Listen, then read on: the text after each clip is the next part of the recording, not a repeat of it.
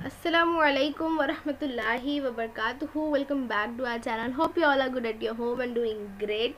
So finally आज जो है हम क्लास 11th की इंग्लिश जो है स्टार्ट करने वाले हैं। और इंग्लिश की जो आपकी टेक्स्ट बुक है वो जो है कुछ इस तरीके की दिखती है। और ये जो है text book science, commerce, arts तीनों को कॉमन है, यानी कि इंग्लिश जो है वो कंपलसरी सब्जेक्ट है और तीनों ही स्ट्रीम में कॉमन सब्जेक्ट है। अब इंग्लिश की अगर हम बात करें तो इसमें जो है 4 सेक्शन में आपकी किताब को डिवाइड किया गया है। सेक्शन 1 है प्रोज यानी कि सबक वाला सेक्शन। उसके बाद सेक्शन 2 है पोएट्री यानी पोएम वाला section. And then section 3 is writing skill, जिसमें आपको अलग अलग राइटिंग स्किल्स के बारे में जो है फुल डिटेल में बताया गया है। और सेक्शन 4 जो है वो एक ख़ास सेक्शन रखा गया है, वो है जॉनर का, जिसमें जो है आपको अलग अलग किस्म की जो इंग्लिश लिटरेचर के अलग अलग टाइप है उसके बारे में जो है दिया जाता है। जैसे 11th में जो है आपको ड्रामा दिया है, 12th में आपको नॉवेल दिया हुआ होगा। तो इस तरीके से जो है सेक्शन 4 भी हमारा है, जिसमें हमको जो है किसी एक जॉनर की, किसी एक टाइप की इंग्लिश लिटरेचर के हिस्ट्री और उसकी जो सारे इम्पॉर्टेंट पार्ट्स है, उसकी सारी जो है इम्पॉर्टेंट चीज़ें हैं, उससे रिलेटेड जो चीज़ें हैं और उसकी कुछ एग्जांपल्स जो है आपको पढ़ने मिलेगी। तो इस तरीके से आपकी जो किताब है वो 4 हिस्सों में डिवाइड की गई है। आज जो है हम लोग सेक्शन 2 यानी पोइट्री सेक्शन की फर्स्ट पोएम देखने वाले हैं, रस्किन बॉन्ड की लिखी हुई चेरी ट्री। इंट्रोडक्शन देखें रस्किन बॉन्ड का, तो इनकी जो है पैदाइश यानी ही वाज बोर्न ऑन 19 मई 1934 इन कसौली हिमाचल प्रदेश। तो ये जो है हिमाचल प्रदेश से है और ये फेमस है, ये बहुत फेमस इंडियन इंग्लिश राइटर है। इन्होंने बहुत सारी शॉर्ट स्टोरीज, एसेज और जो नॉवेल्स यानी शॉर्ट नॉवेल्स होती है वो बच्चों के लिए जो है बहुत ज़्यादा इन्होंने अलग अलग चीज़ें यानी अलग अलग स्टोरीज़ और नॉवेल्स लिखे हैं। बहुत फेमस जो है ये इंडियन इंग्लिश लिटरेचर है। इनकी फर्स्ट नॉवेल थी the room on the roof, जो इन्होंने 17 साल की उम्र में यानी एट द एज ऑफ 17 ही wrote his first book the room on the roof. उसके बाद इनकी जो है यहाँ पर आपकी किताब में दिया गया था कि कुछ इनके काम, जैसे कि इन्होंने जो है 2 वॉल्यूम लिखी है अपनी ऑटोबायोग्राफी की। उसके अलावा जो है scenes from a writers life और द लैम्प इज़ लिट, ये जो है इनकी एसेज के कलेक्शन है। और ये जो है बहुत इंटरेस्टिंग तरीके से जो है चीज़ों को पेश करते हैं। उनकी लाइफ में जो वाक़यात गुजरे हैं उन चीज़ों को लेकर भी जो है इन्होंने काफ़ी कुछ लिखा है और बहुत सिंपल और बहुत इंटरेस्टिंग तरीके से, और उसमें जो है स्टोरी बहुत अच्छे से जो है बाइंड अप करके ये लिखते हैं। अवार्ड्स की बात करें तो इन्होंने जो है वो जो अपनी फर्स्ट नॉवेल लिखी थी the room on the roof, उसके लिए जो है इन्हें John Llewellyn rice memorial price मिला था 1957 में। उसके बाद 1992 में जो है द साहित्य अकेडमी अवार्ड, जो कि लिटरेचर फील्ड में दिया जाता है, तो वो उन्हें इंडिया में इंग्लिश राइटिंग के लिए जो है मिला था। और 1999 में जो है इन्हें पद्मश्री का अवार्ड दिया गया था। अब जो है पोएम पर आते हैं। पोएम जो है चेरी ट्री पोएम का नाम है। बहुत ही सिंपल, बहुत ही इंटरेस्टिंग और एकदम जो है बेसिक कंसेप्ट वाली पोएम है। बहुत ज़्यादा जो है इसमें बड़े बड़े हैवी वर्ड्स नहीं है और बहुत बड़े बड़े मीनिंग्स नहीं है, फिलॉसफी नहीं, बहुत सिंपल सी पोएम है। The poem cherry tree is about the poet's ecstasy over a tree which he planted that took 8 years to grow. इस पोएम में जो आपको बताया गया है कि जब पोएट जो है जब बच्चे रहते हैं तब वो एक ट्री प्लांट करते हैं, यानी कि कुछ बीज बोते हैं और फिर जो है उस प्लांट को उगने में, बड़ा होने में, पूरा कंप्लीट होने में 8 साल लगता है। और उसके बीच में उन्होंने जो कुछ भी एक्सपीरियंस किया है वो उन्होंने लिखा है। He is expressing his wonder at the way of nature and how the cherry blossoms are fragile and quick to fall. The tree gives him immense joy as he can see the stars in the blue sky through dappled green trees.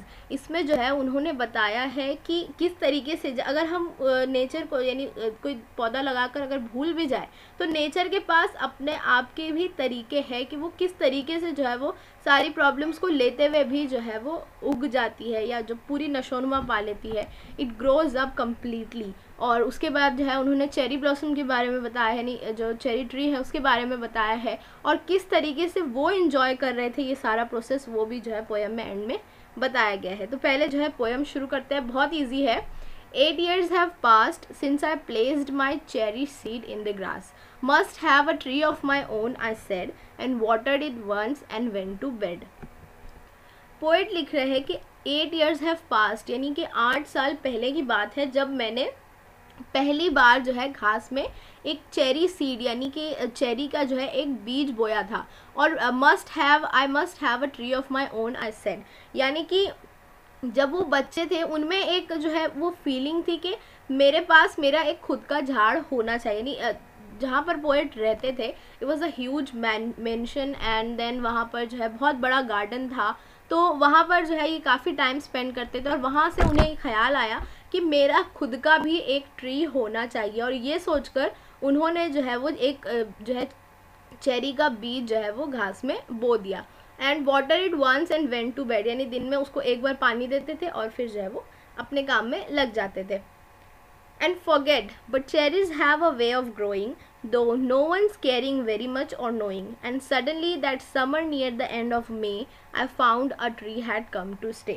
यानी वो excitement में जब वो शुरू में उन्होंने बीज बोया था वो काफ़ी एक्साइटेड थे, बट धीरे धीरे जो है फिर वो अपनी चीज़ों में लग गए और वो भूल गए कि उन्होंने जो है कोई पौधा उगाया था या उन्होंने कोई बीज बोया था, उसको जो है उनको उसकी देखभाल करनी है, वो चीज़ें भूल गए, वो अपने कामों में लग गए।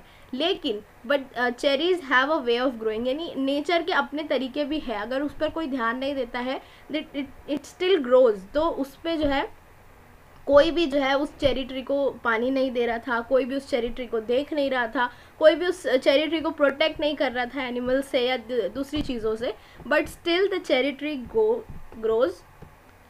और फिर जो है मे एंड में एकदम जब मे एंड की गर्मी जो है आप लोगों को अंदाज़ा है, तो उस वक्त जो है the poet found out that the tree had come to stay.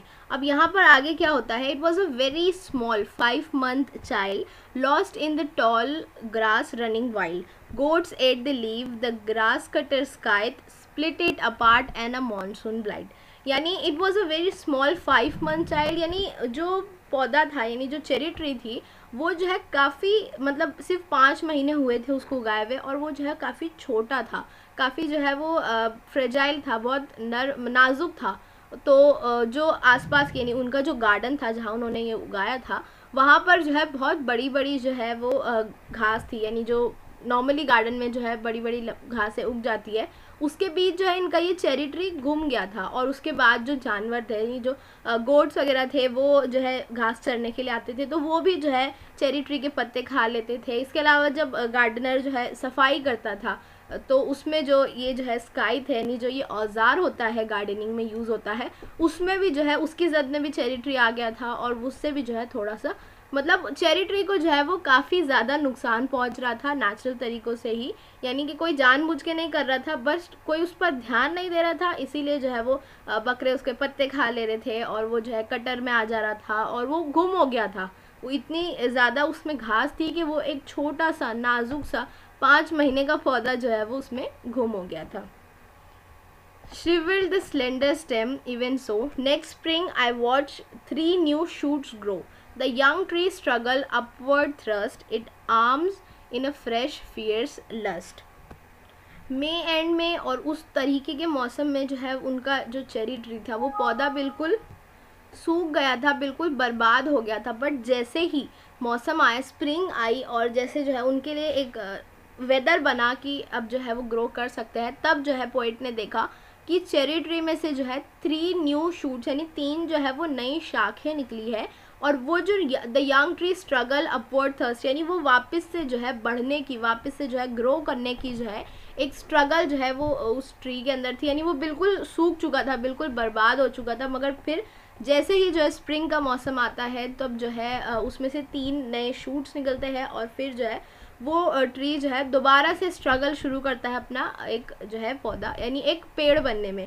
It arms in a fresh fierce lust for light and air and sun, I could only wait as one who watched wondering while time and the rain made a miracle from green growing pain. For light and air and sun I could only wait as one, यानी poet जो है वो इस सारे process को, इस सारे natural process को देख रहे थे कि किसी भी पौधे को ग्रो करने के लिए जो है सूरज की रोशनी चाहिए, उसे हवा चाहिए, उसे पानी चाहिए, और जो है पोइट इन चीज़ों को देख रहे थे कि उसको जो है प्रॉपर उसकी केयर हो रही है। बट स्टिल वो जो है ऐसा तो हो नहीं सकता कि बस उन्हें जो है एक्स्ट्रा केयर की और पौधा बड़ा हो गया। He was waiting, he was watching his tree to to grow up, or who watched wondering while time and the rain made a miracle from green growing pain। जैसे जैसे जो है बारिश का मौसम आया और जो है ये पौधा जो है ग्रीन ग्रोइंग पेन, यानी कि वो जो एक छोटा सा बर्बाद हुआ सूख चुका हुआ जो एक पौधा था, उसने जो है वो वक्त के साथ और बारिश जब होने लगी तो फिर जो है एक मिरेकल हुआ, वो जो है फिर से ग्रो करने लगा। I went away next year, spent a season in Kashmir, came back thinner, rather poor, but richer by a cherry tree at my door। अब जो है पोइट कश्मीर जाते हैं, वहाँ पर जो है उन्होंने काफ़ी टाइम स्पेंड किया, और जब वो वापस आए he was thinner, he was a bit poor by in health, लेकिन जब वो वापस आते हैं और अपने घर में अपने गार्डन में देखते हैं कि पूरा जो है उनका चेरी ट्री एकदम ग्रो हो चुका है, तो वो जो खुशी है और वो जो उनको जो चीज़ फील हुई उसकी वजह से जो है वो एक रिचनेस, उनको रिच फील होने लगा कि हाँ finally I have my tree of my own. तो वो जो है यहाँ पर बता रहे हैं कि जब मैं कश्मीर से वापस आया, I was not in a good health, but जब मैंने जो है अपने गार्डन में चेरी ट्री देखा कि मेरा cherry tree finally grows up, तब जो है मुझे एक बहुत रिच वाली फीलिंग आई, बहुत खुशी जो है उनने फील की। 6 feet high, my own dark cherry, and I could scarcely believe it, a berry, ripened and jeweled in the sun, hung from a branch, just one। 6 feet high, जहाँ कहाँ वो 5 महीने का नाजुक सा छोटा सा पौधा जो घास में भी खो गया था, वो जो है फाइनली ग्रो करके 6 फीट का जो है दरख्त बन चुका है, यानी झाड़ बन चुका है, बड़ा पूरा अच्छे से कंप्लीट ग्रो हो चुका है, उसमें जो है चेरीज़ लग रही है। और जब वो जो है चेरीज़ के बीच में से सूरज की रोशनी आती तो वो बिल्कुल एक इतना खूबसूरत लगता है, इस तरीके से चमकता है जैसे कि जो है कोई हीरा हो। तो यहाँ पर जो है पोइट कह रहे हैं कि जब मैं वापस आया, मेरा जो चेरी ट्री था वो 6 फुट बड़ा दरख्त बन चुका था, उसमें जो है चेरीज़ लग गई थी, और वो जो है जब उस सूरज की रोशनी उस पर लग रही थी तो वो बिल्कुल ऐसे लग रहा था जैसे कोई हीरा हो। I lay on the grass at ease, looking up through leaves at the blue, blind sky, at the finches as they flew and flittered through the dappled green, while bees in a scarcity drank of nectar from each bloom, and the sun sank swiftly, and the star turned in the sky, and moon, moth, and singing cricket and I. Yes, I praise the night and stars and tree, that small the cherry grown by me। अब यहाँ जो है poet अपना enjoyment बता रहे, वो जो उन्होंने टाइम स्पेंड किया उस चेरी ट्री के साथ, कि वो जो है घास पर लेट जाते थे, चेरी ट्री के नीचे लेट जाते थे, और उसकी जो है उसके पत्तों के बीच से जो है वो आसमान देखते थे, और इतना खूबसूरत उनको लगता था। उसके अलावा जो उनके आसपास नेचर था, यानी जो मक्खियाँ थी, बीज थे जो, वो जो है फूलों पर आकर बैठते थे, और जो है मतलब पूरा दिन वो उसी के नीचे स्पेंड करते थे। रात हो जाती थी, वो उस पत्तों के बीच में से जो है वो खुले आसमान को, वो तारों को देखते थे और चांद को देखते थे। जो आसपास जो क्रिकेट्स है, यानी जो जुगनू आवाज़ करते हैं, जो कीड़े आवाज़ करते हैं रात में, वो उन्हें सुनाई देता था। मतलब बिल्कुल उनको जो है एक शांत नेचर का माहौल मिला था कि वो अपनी चेरी ट्री के नीचे लेटते थे, आसमान देखते थे, रात में तारे देखते थे। And yes, I praised nights and stars and tree, यानी कि उस वक्त जो है उन्होंने वो नेचर को फील किया, ही प्रेज्ड इट, और उन्होंने जो है उसको बिल्कुल महसूस किया, that small the cherry tree grown by me. और उस दिन उनको वो जो खुशी थी कि हाँ फाइनली एक पौधा, एक दरख्त जो मेरा उगाया हुआ है, जो मेरा है, that small the cherry grown by me, यानी कि वो पौधा जो मेरे ज़रिए उगाया हुआ है, और ये finally I have my tree of my own. अब समरी की बात करें कि पोएम एक्चुअली क्या कह रही है। The poem is about the poets pure Joy over a cherry seed which he plant with the intention of having a tree of his own. जैसे मैंने बताया कि वो एक चेरी सीड बोते हैं क्योंकि उनको जो है उनका एक खुद का दरख्त चाहिए होता है। It takes 8 years for the plant to grow into a blossoming tree. He described the season that the tree lived through to eventually grow and bloom.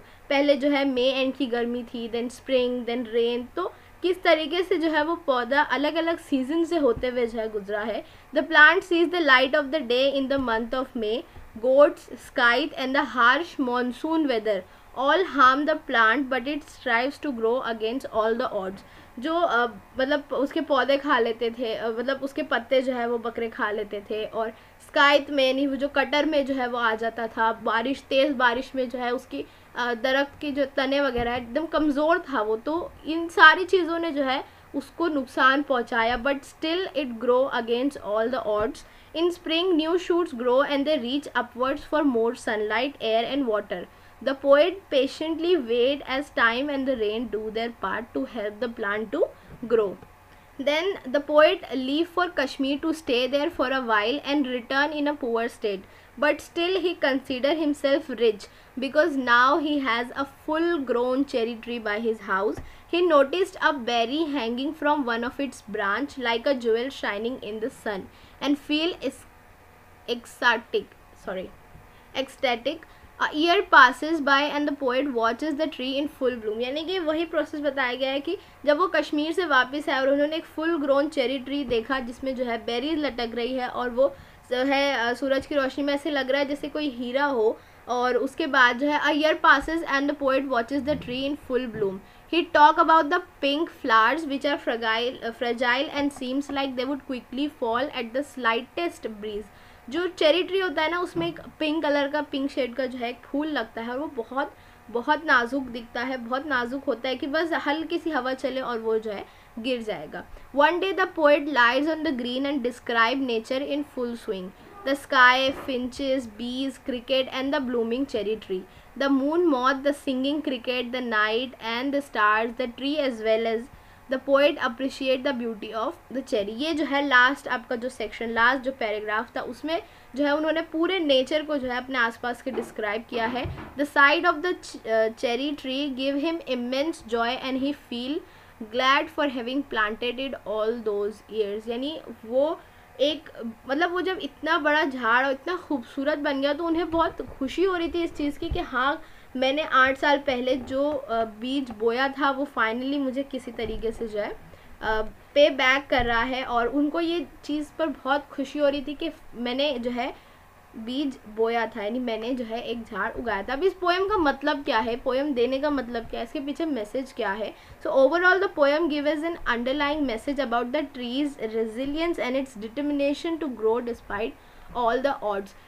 जब बात करते हैं कि नेचर से हमको क्या सीखने मिलता है, तो सबसे इम्पॉर्टेंट चीज़ यही है that nature never give up. आप जो है ट्रीज़ की एग्जांपल यहाँ दी गई है कि सारे, मतलब अगेंस्ट ऑल द ऑड्स, उसको कितनी चीज़ों ने जो है ख़त्म करने की और जो है बर्बाद करने की कोशिश की, but still it grows up. तो यही चीज़ जो है, ये डिटर्मिनेशन हमको जो है नेचर से मिलती है कि आपको ख़राब, मतलब आपको जो है आपके लिए बहुत सी मुसीबतें आएगी, बहुत सी प्रॉब्लम्स आएगी, but all you have to do is to stay on your path and be constant with your struggle. Never ever give up. In the same way, humans too can overcome the obstacle that they face in life and become resilient like a cherry tree.